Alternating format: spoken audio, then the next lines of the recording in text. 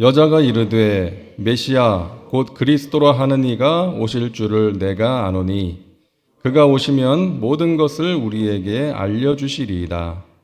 예수께서 이르시되 내게 말하는 내가 그라 하시니라.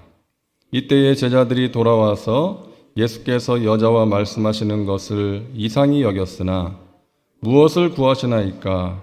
어찌하여 그와 말씀하시나이까? 묻는 자가 없더라. 여자가 물동이를 버려두고 동네로 들어가서 사람들에게 이르되 내가 행한 모든 일을 내게 말한 사람을 와서 보라. 이는 그리스도가 아니냐 하니 그들이 동네에서 나와 예수께로 오더라. 아멘. 예배의 결과는 변화입니다. 한번 따라할까요? 예배의 결과는 변화입니다. 우리의 신앙생활은 예배를 떠나서는 생각할 수가 없습니다. 우리가 하나님의 자녀가 되었다는 것은 하나님을 예배하는 사람이 되었다는 것이죠. 그래서 우리가 예배를 잘 드리는 것이 신앙생활에 있어서 너무나 중요합니다. 자, 어떤 예배가 잘 드리는 예배인가? 우리가 몇 가지를 함께 살펴보았는데요. 간단하게 정리를 한다면 하나님과의 만남인 이 예배를 소중하게 여기고 하나님께 감사하는 마음으로 영과 진리로 드리는 예배입니다. 형식적으로 드리는 것이 아니라 습관적으로 드리는 것이 아니라 마음을 담아서 드리는 예배. 그리고 성령 안에서 성령의 도우심과 말씀의 능력을 경험하는 예배입니다. 여러분, 믿음이 좋은 사람은 예배를 잘 드리는 사람이에요. 자, 그렇게 하나님을 예배하면 나타나는 결과가 있는 것이죠. 먼저는 하나님을 영화롭게 합니다. 우리가 하나님을 인생의 주인으로 모시고 예배를 통해 하나님을 높이고 또 하나님께 감사하는 마음으로 사랑하는 마음으로 정성으로 예배를 드리면 하나님이 영광을 받으세요. 그리고 그와 함께 우리에게 나타나는 예배의 결과는 변화입니다. 예배하는 자는 영과 진리로 예배하라고 말씀하시는데 성령께서 예배 가운데 하시는 일들이 있어요. 우리로 하여금 죄를 깨닫고 회개하게 하십니다. 우리의 몸과 마음과 생각을 만지시고 새롭게 하십니다. 우리의 간절한 기도를 들으시고 가장 좋은 것으로 응답하십니다. 그리고 진리로 예배하면 살아서 역사하시는 하나님의 말씀이 임하면 그 말씀이 우리의 마음과 생각을 변화시키고 우리를 새롭게 하는 것이죠. 그 변화는 내 삶을 완전히 뒤집어 놓는 변화일 수도 있고요. 내 마음에 꺼졌던 불 하나가 다시 켜지는 그런 변화일 수도 있습니다. 맥스 루케이도가 쓴 예수님처럼이라는 책에 나오는 글인데요. 하나님은 우리를 있는 모습 그대로 사랑하신다. 그러나 우리가 그대로 있기를 원하시지는 않는다. 변화되기를 원하신다.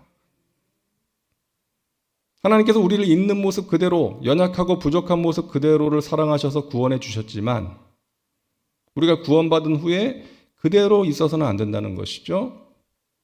변화되어 가야 된다는 거예요. 그것이 우리를 향하신 하나님의 뜻이라는 것입니다. 자, 그렇다면 우리가 예배를 통해서 어떤 변화를 경험해야 할까요? 첫째는 치유와 회복입니다. 자, 오늘 말씀에 나오는 사마리아 여자는 어떤 사람이에요? 남편이 5명이나 있었고 지금도 어떤 남자와 함께 살고 있습니다. 남자로부터 만족을 구했지만 오히려 상처를 받은 여자. 지금도 어떤 남자에게 기대어서 그 남자로부터 무언가를 간절히 바라고 있는 그런 불쌍한 여자입니다. 수치심으로 가득 차 있었고 자기 연민과 상처 투성이 그런 사람이에요. 요한복음 4장 6절에 보니까 때가 6시쯤 되었더라. 여기서 6시는 낮 12시 정오입니다. 여자가 물을 기르러 나온 시간이 있죠. 이 여인은 사람들과 마주치는 게 싫었던 거예요. 그래서 사람들이 웬만하면 물을 기르러 나오지 않는 뜨거운 정오에 물을 기르러 나온 것입니다. 그런 여인이 예수님 만나고 변화돼요. 28절 보니까 여자가 물동이를 버려두고 동네로 들어가서 사람들에게 이르되, 사람들을 피해서 뜨거운 정오에 물을 기르러 나왔던 이 여자가, 수치심으로 사람들 만나기 싫어했던 그 여자가 사람들에게 달려가요. 내가 그리스도를 만났습니다. 사람들에게 달려가서 전하는 거예요. 예수님을 만남으로 영혼의 갈증이 해결되었습니다. 그 여인의 상처가 치유된 거예요. 여러분, 오늘날 우리가 살고 있는 이 세상은 오래전에 살았던 사람들이 꿈꾸던 살기 좋은 세상 아닙니까? 우물에 물을 기르러 나왔던 이 사마리아 여자가 오늘날 집집마다 수도꼭지에서 물이 쏟아지는 것을 보면 기절할지도 모르겠어요. 그런데 이 시대의 아픔이 무엇입니까? 세상은 갈수록 살기 좋아지는데 갈수록 살기 힘들어하는 사람들이 늘어나고 있다는 거예요. 몸과 마음이 병들어가는 사람들이 늘어나고 있다는 것이죠. 여러분 잘 아시잖아요. 살기 정말 힘들었던 옛날에는 오늘날처럼 자살하는 사람들 많지 않았어요. 어떻게든 살아보려고 했지. 이렇게 하루에 40명이 넘게 자살하지는 않았어요. 오늘날 한마디로 이 시대는 아픔의 시대고 병든 시대입니다. 여러분 거기에 대한 해결책이 뭐예요? 새로운 대통령이 해결할 수 있나요? 국가 재정을 쏟아부으면 해결이 되나요? 그렇지 않다는 거 우리가 잘 알고 있잖아요. 하나님이 주시는 치유와 회복을 경험해야 되는 것입니다. 희망이 없어 보이는 이 세상을 살고 있는 사람들이 예수 그리스도 안에서 희망을 발견할 수 있어야 하는 거예요. 그것이 해결책이고 소망입니다. 오래전에 미국에서 이 폭풍의 날이라는 노래를 불러서 많은 인기를 얻었던 에텔 워터스라는 여자 가수가 있었어요. 이 여자는 어머니가 성폭행을 당해서 임신함으로 태어난 여자입니다. 그러니까 아버지가 누군지도 모르는 것이죠. 빈민촌에서 아주 불우한 어린 시절을 보냈어요. 그러다가 노래를 잘해서 이제 가수가 됩니다. 자신의 어두운 과거를 소재로 폭풍의 날이라는 노래를 불러서 히트를 쳤어요. 많은 돈과 인기를 얻었는데 그녀의 마음은 여전히 외롭고 공허했습니다. 그 외로움과 공허함은 해결되지가 않는 거예요. 많은 돈으로도 또 술로도 인기로도 해결되지가 않는 거예요. 그러다 예수님 만나고 마음이 달라져요. 인생의 풍랑을 잠잠하게 하시는 주님의 평안이 임하게 된 것입니다. 그 이후로는 누가 폭풍의 날을 불러달라고 하면 이렇게 대답을 했대요. 나는 이제 예수님을 마음에 모시고 살기 때문에 더 이상 내 마음속에는 폭풍이 있지 않습니다. 지금 제 마음속에는 평화와 기쁨이 충만합니다. 이제는 폭풍의 날이라는 노래를 부르지 않겠습니다. 예수님께서 나의 마음 가운데 평안을 주셨기 때문입니다. 사랑하는 여러분, 우리가 예배하는 주님은 어떤 분이십니까? 우리 영혼의 생수이세요. 영적인 목마름을 해결해 주시는 분이십니다. 세상에 줄 수 없는 평안을 우리에게 주시는 분이십니다. 예배 가운데 우리의 영적인 갈증, 답답한 마음이 해결되는 은혜가 있기를 주님의 이름으로 축원합니다. 자, 예배의 결과로 나타나는 변화, 둘째는 가치관이 달라지는 거예요. 자, 우물에 물을 기르러 왔던 여인이 예수님을 만납니다.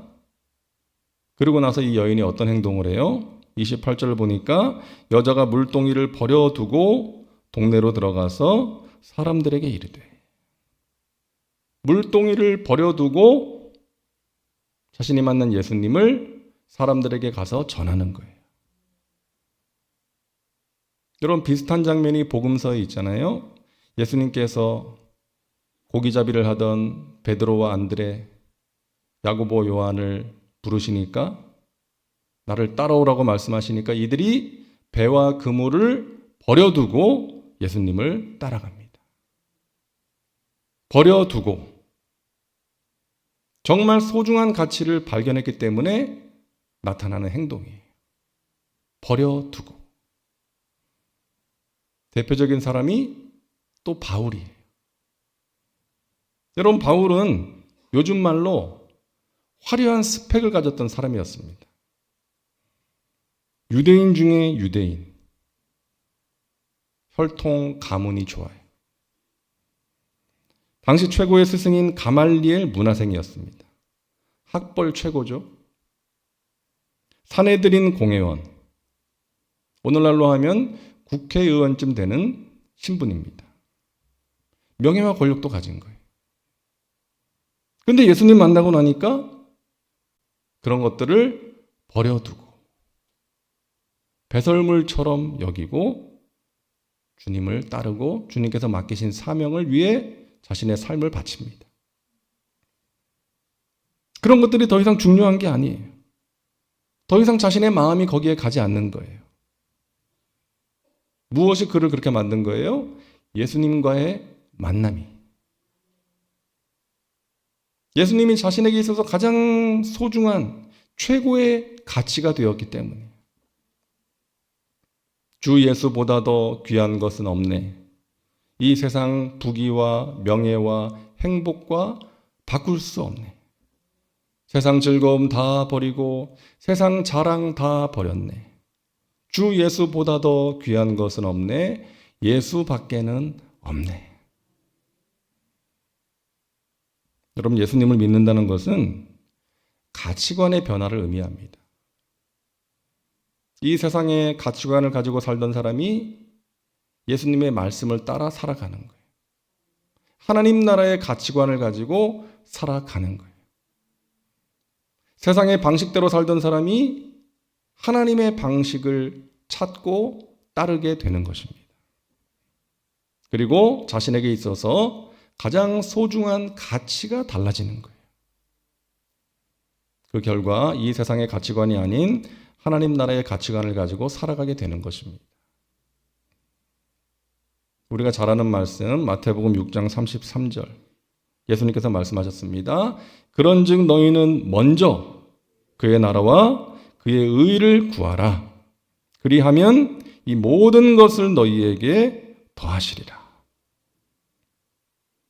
여러분, 이 말씀을 믿으시기 바랍니다. 우리가 먼저 하나님의 나라와 의를 구하면 하나님께서 우리가 살아가는 데 필요한 것들을 채워주시겠다라고 약속을 하십니다. 이 말씀을 오해하면 안 됩니다. 직장, 가정 다 팽개치고 교회 일 열심히 해라 이런 의미가 아니죠. 여기서 강조하는 것은 우리의 중심이에요. 우리가 구하는 것, 그게 우리의 중심이에요. 먼저 하나님의 나라와 의를 구하라는 거예요. 우리의 중심이 하나님의 나라와 의를 향해 있어야 하는 것입니다. 내가 돈을 벌어서 하나님의 나라와 의를 위해서 쓰고 싶습니다. 나의 사랑하는 자녀가 하나님의 나라와 의를 위해서 살면 좋겠습니다. 이것을 구해야 된다는 거예요. 이것이 먼저 하나님의 나라와 의를 구하는 거예요. 여러분들이 이런 간증을 하시면 좋겠습니다. 내가 예수님 말씀대로 먼저 하나님의 나라와 의를 구했더니 하나님께서 내가 살아가는 데 필요한 것들을 이렇게 채워주셨습니다. 내가 하나님의 일을 먼저 구하고 행했더니 하나님께서 나의 일을 행해 주셨습니다. 내가 세상의 가치관을 따라 살지 않고 하나님의 말씀대로 하나님의 방식대로 살았더니 하나님께서 이렇게 역사해 주셨습니다. 할렐루야. 이와 같은 간증이 있기를 주님의 이름으로 축복합니다. 자, 예배의 결과로 나타나는 변화, 셋째는 예수님을 자랑하는 거예요. 자, 사마리아 여자는 물동이를 버려두고 사람들에게 달려갑니다. 그리고 그들에게 자기가 만난 예수님을 전합니다. 39절이죠. 여자의 말이 내가 행한 모든 것을 그가 내게 말하였다 증언함으로 그 동네 중에 많은 사마리아인들이 예수를 믿는지라. 사람들을 피해 다녔던 이 여인이 사람들에게 달려가서 예수님을 증언하는 전도자가 되었어요. 다른 말로 하면 예수님을 자랑하는 사람이 된 거예요. 그녀의 증언, 그녀의 자랑을 통해서 많은 사마리아 사람들이 예수님을 믿게 되었습니다. 여러분, 우리가 의지하고 자랑하는 것이 우리가 예배하는 대상이에요. 돈을 의지하고 자랑하는 사람은 돈을 섬기고 경배하는 사람입니다. 자녀를 의지하고 자랑하는 사람은 자녀를 경배하는 사람이에요. 사무엘하 24장을 보니까 다윗이 인구 조사를 하잖아요. 인구 조사를 하는 이유는 전쟁이 났을 때 동원할 수 있는 군사의 숫자를 파악하기 위한 군사적인 목적과 함께 백성들에게 세금을 부과하기 위한 행정적인 목적이 있었습니다. 근데 그 다윗의 인구 조사가 하나님 앞에서 죄가 되었어요. 왜? 다윗의 마음속에 이스라엘의 번영과 강대함을 의지하고자 하는 마음이 있었기 때문이에요. 지금까지 자신을 인도하신 하나님, 위기 가운데서 자신을 건져주셨던 하나님, 적은 수의 군사를 가지고도 놀라운 승리를 주셨던 그 하나님을 의지하지 않고 자기가 가진 힘, 군대, 군사력을 의지하고자 하는 마음이 있었기 때문입니다. 하나님께서 그것을 미워하셨어요. 여러분 잘 아시는 히스기야 왕이 바벨론의 사신들이 찾아왔을 때 어떤 행동을 합니까? 무기 창고, 보물 창고를 다 열어서 그들에게 보여줘요. 자랑한 것이죠. 왜? 강대국인 바벨론과의 동맹을 맺어야 되겠다. 바벨론을 의지하고자 하는 마음이 있었던 거예요. 그래서 자신이 가졌던 것들을 그들에게 다 보여주면서 자랑했어요. 그것 또한 하나님께서 기뻐하시지 않으셨죠? 여러분 예레미야 9장 23절과 24절입니다. 야훼께서 이와 같이 말씀하시되 지혜로운 자는 그의 지혜를 자랑하지 말라. 용사는 그의 용맹을 자랑하지 말라. 부자는 그의 부함을 자랑하지 말라. 자랑하는 자는 이것으로 자랑할지니 곧 명철하여 나를 아는 것과 나 야훼는 사랑과 정의와 공의를 땅에 행하는 자인 줄 깨닫는 것이라. 나는 이 일을 기뻐하노라. 야훼의 말씀이니라. 아멘. 여러분 무엇을 자랑하며 살고 있습니까? 여러분을 사랑하사 구원하신 하나님, 예수님을 자랑하시기를 바랍니다. 우리가 하나님 앞에 온전한 예배를 드리면 우리 하나님, 우리 예수님이 얼마나 좋으신 분이신지를 알게 돼요. 나를 정말로 사랑하시는 분, 독생자도 아끼지 않으신 분, 나의 기도에 가장 좋은 것으로 응답하시는 분. 지금도 내 곁에 서서 나에게 힘을 주시는 분. 나를 치유하시고 회복하시는 분. 그분이 나에게 가장 소중한 분이 되는 거예요. 그리고 그분을 자랑하게 되는 것입니다. 미국에서 목회하고 있는 김기동 목사님이라고 있는데 이분이 고구마 글로벌 미션 대표예요. 왜 단체 이름이 고구마인가? 이분이 고구마 전도왕이에요. 그러니까 전도 대상자들을 고구마로 비유를 하잖아요. 아예 복음에 대해 거부하는 사람, 생고구마. 마음문이 조금 열린 사람은 아직 덜 익은 고구마. 그리고 마음이 많이 열린 사람은 거의 익은 고구마. 그러면서 고구마가 익었는지 안 익었는지를 알려면 우리가 젓가락으로 찔러보는 것처럼 그 전도 대상자들도 이제 젓가락으로 찔러보는 게 필요하다. 그러면서 그 젓가락이 이런 질문들이라고. 예수 믿으십니까? 예수 믿으면 얼마나 좋은데요? 제가 계속 기도하고 있습니다. 이런 질문들로 이제 전도를 한다고 하죠.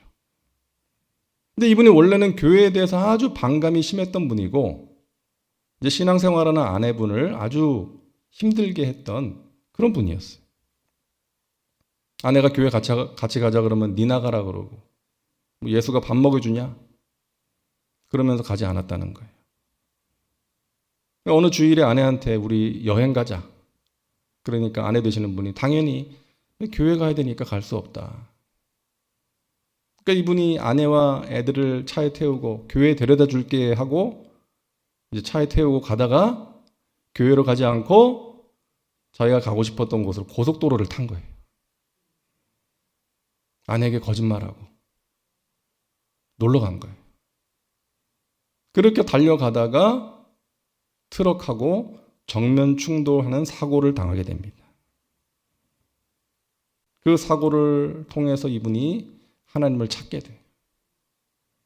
사랑하는 아내와 자녀들이 피를 흘리고 정신을 잃고 쓰러져 있는 모습을 보면서 하나님, 제발 살려주세요. 제가 잘못했습니다. 하나님께서 살려주셨어요. 그러니까 이분이 하나님께 감사하는 마음과 또 아내에게 미안한 마음을 가지고 그때부터 열심히 신앙생활을 합니다. 그러면서 좋으신 하나님을 만나게 되고 좋으신 하나님을 전하는 전도자가 된 거예요. 예수 믿으면 얼마나 좋은데요. 예수 믿으세요. 제가 기도하고 있습니다. 사랑하는 여러분, 예배를 통해서 우리 주님이 주시는 치유와 회복을 경험하시기를 바랍니다. 그리고 주님이 최고이십니다. 고백할 수 있기를 바랍니다. 그리고 그 주님을 여러분 주위의 사람들에게 자랑하셔서 그들을 주님 앞으로 인도하는 일에 귀하게 쓰임받게 되시기를 주님의 이름으로 축원합니다. 기도합니다. 하나님, 우리를 하나님의 자녀 삼아주시고 하나님은 아버지를 예배할 수 있는 자리에 세워주시니 감사합니다.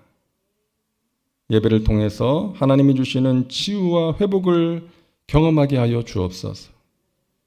우리의 마음속에 있는 무거운 짐이 벗겨지게 하시고 우리의 병든 몸을 치료하여 주옵소서.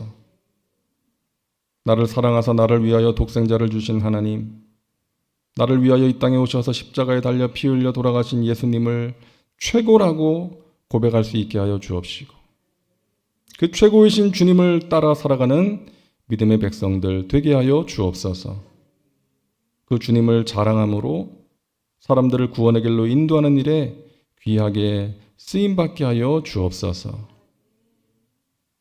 하나님, 이 특별 새벽 기도회를 최선을 다해 섬긴 손길들 복날이워 주시고 또 하나님의 은혜에 감사함으로 예물 드리는 손길들 위에 하늘의 신령한 복으로 이 땅에 기름진 것들로 넘치도록 채워 주옵소서.